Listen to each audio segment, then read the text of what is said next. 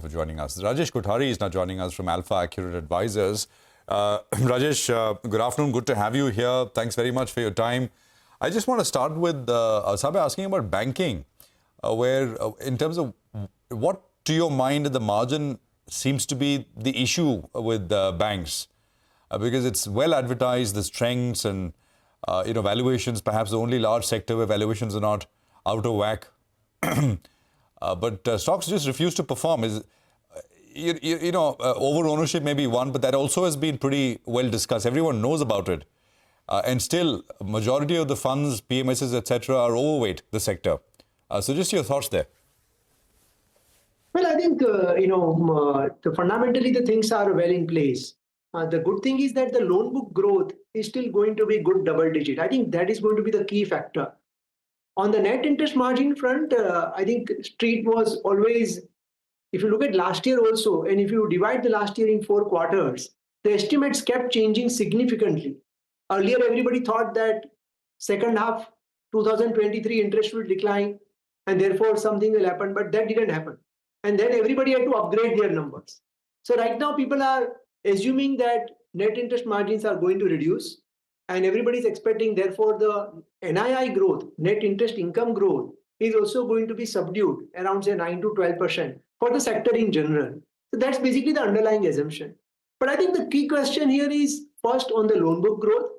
If the loan book growth remains solid, the non-food credit growth remains solid, then it is only question of time when you will, once you get the high base over. So I think it is more of a base effect. But important, it is the underlying asset quality, and that remains strong. So I think, yes, right now Street is a little bit, stocks are not performing compared to where the market is. But you know how the markets are, am I right?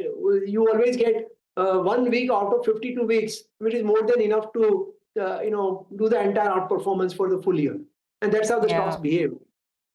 Absolutely, Rajesh. And we saw that in 2023, right? I mean, just those 6-7 weeks, November to mid-December, it was absolutely breathtaking. Rajesh, we want to discuss life insurance as a sector with you because there's so much happening out here. Just allow us to look at the monthly data which has come through. So the data for the month of December is out. It seems HDFC Life is lagging its other peers. We have Upasana here with all the details. Upasana, fill us in on the numbers. Well, life insurance is a sector that remains in focus today as life insurers have reported a healthy growth of numbers for the month of December in terms of AP and premium growth, with SBI Life and Max Life topping the list. Well, SBI Life has recorded a double-digit growth of almost 21% in its premiums on Y-on-Y basis, and AP has also seen a growth of almost 22% on Y-on-Y basis, followed by Max Life, which has shown a premium growth of almost 18% on Y-on-Y basis and AP growth of almost 22% on Y-on-Y basis. Now coming to ICICI Pru Life, it showed a single-digit premium growth of 3% on Y-on-Y basis, and even AP saw an uptick of almost 3% on Y-on-Y basis. Now, HDFC Life also saw a premium growth of just about 3% on Y-on-Y basis, which remained muted, and AP also saw an uptick of almost 3% on Y-on-Y basis. Now, as compared to the private players, LIC reported a good set of numbers with premium uptick of almost 94% on Y-on-Y basis, and AP also saw an uptick of almost 23% on Y-on-Y basis. Wow, those are some really breathtaking numbers from LIC. It's not very often that we have that kind of growth by the public insurer over the private sector names, and HDFC Life lagging the others. That's also an interesting trend in December, but perhaps year-end factors, holidays, etc. also playing their part. Rajesh, come in on life insurance. If we pull up the chart of any life insurer stock for 1 year, it's very volatile and very, very sort of chaotic because there have been so many regulatory push and pull factors here, right? From taxation at the start of the year, now there's talk about higher surrender charges, etc. How are you positioned on the sector? We have a zero exposure to this sector as a direct play. We prefer to play it indirectly by holding the large banks who in turn are having stakes in their insurance business, be it life, be it general or even AMC business. And I think that's probably, in our view, that's a better way to, because anyway, insurance is not that huge part of the sum of parts, but we are not that positive in insurance sector because of the lot of regulatory risk and as well as the taxation related risk, because disparity still continues. There's a lot of what I would say gray areas in terms of the selling of the insurance products. and the regulations are becoming stricter, which will definitely make the growth a little bit slower in our opinion. And therefore, it is better to play through banks rather than direct play on insurance. Okay, all right. Hi, Rajesh. Good afternoon. Good to speak to you today. Rajesh, how do you play this entire travel leisure space? It's already done well, but it appears Indians are in the mood for it, and maybe, in fact, some of the listed stocks could still do well from here on. What are you all picking? The suitcase maker, as we have only two options, VIP or, in fact, Safari. Safari has done very well. VIP has not done well. Has the time come to bite it? Or will you play some of those hotels, aviation stocks? Your take. So, Nigel, I think it is an overall consumer play what we are doing rather than just, travel play. So whether it is so if you look at our large holding as far as our budding beast goes, or even for IOP, for example, we own Safari in our budding beast from last 2.5, 3 years. It has been, of course, multi-bagger, stock for us. And then we also own the companies like Trent, which is also one of the best performing stock from last 2.5 to 3 years. So I think it's more of a right companies playing at right time, and very importantly, they keep changing the product portfolio. They remain relevant to the consumer, and that's basically secret. So there is always a debate that why few consumer companies are not doing so well within the retail space, and why one or two companies are doing extremely well, because those companies are more agile and they remain relevant. They keep changing their product. They are innovative. They offer the product at the right price. They become available and become affordable, and then they scale it up. I think those are the few ingredients which are important if you want to be right in the consumer space, and those are the names, therefore, what we own in our portfolios. Rajesh, even though the overarching narrative on IT was weak demand, weak macros, cut in discretionary spending, project cancellations, many mid-cap IT companies did phenomenally well last year. Cyient is up 173% in the last 1 year. Birlasoft is up 145%. Even a company like Persistent has seen an 80% growth. So if you pick the right stock in the IT space, you would have done very well. Do you own anything in the IT universe? But yeah, we do own few names within the IT. So kindly please put a disclaimer, because now we are talking about the stock specific. The companies what we are talking, we might be holding for our PMS clients or in individual capacity. So we own, for example, Birlasoft, we own Coforge, we own KPIT Technologies. So these are the few names in the mid and small cap space, what we own. By the way, these are now no more small companies. If you look at their profit size of these companies, they are probably moving from 200 to 500 to now 800 crores over the next 2-3 years. So they are no more small companies, although they get classified as a mid and small cap. So I think you need to be, as you rightly say, you need to be stock specific. You need to do your bottom up work, because electrification and the EV related programs are continuing. And companies like, for example, KPIT is the best position, irrespective of what happens to the global economy, the recession or inflation or interest rates.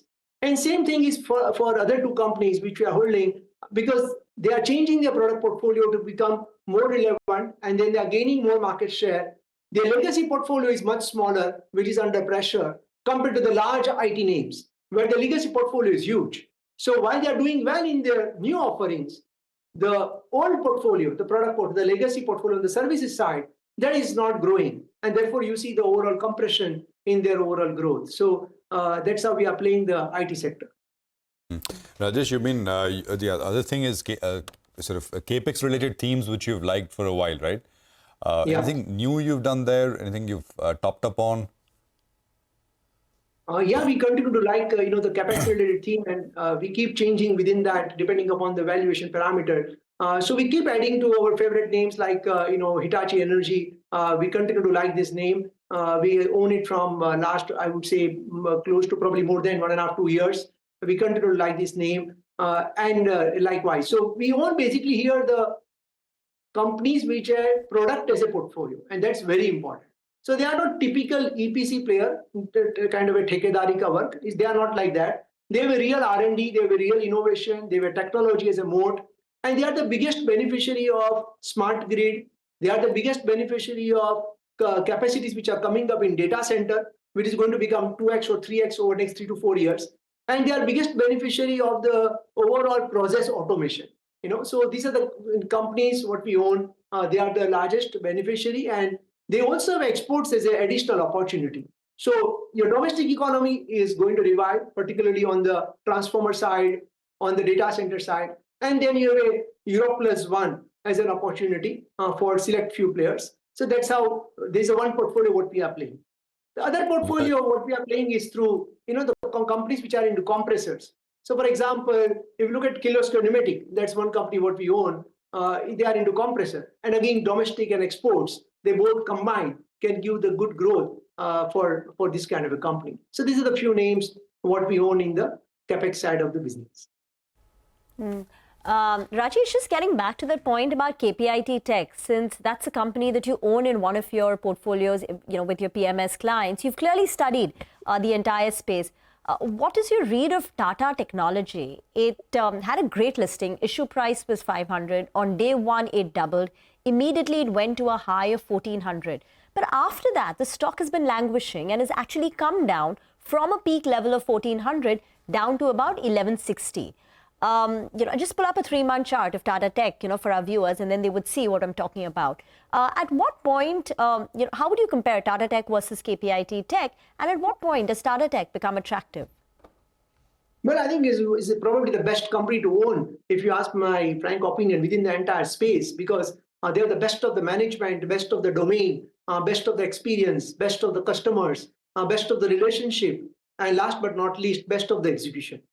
So while all these things are best, of course, in terms of the, what I would say, final earnings growth and then the valuation for that earnings growth, these are the two important parameters, am I right, when you buy any company. So that's where it is on our watch list. And at some point of time, we would love to own this company. It's a great company. And we are just waiting for probably some time correction, some price correction, and hopefully we'll be able to get at our target valuations, and that's the hope. So let's see, when it enters the portfolio. But definitely, yes, it's a great name to own for the long term. The only point is the valuations, where we are still not that comfortable, so to speak, for our main AAA IOP portfolio. Okay, all right, Rajesh, we will leave today's conversation on that note. Good talking to you as always. Thank you very much for taking out the time. Thank you. Back to the screen for a bit, and we have a very feeble sort of an up move left now. 0.25 percentage point on the Nifty after the fall. I mean, we're kind of stabilizing, not a big rebound, but we're just sort of stabilizing now.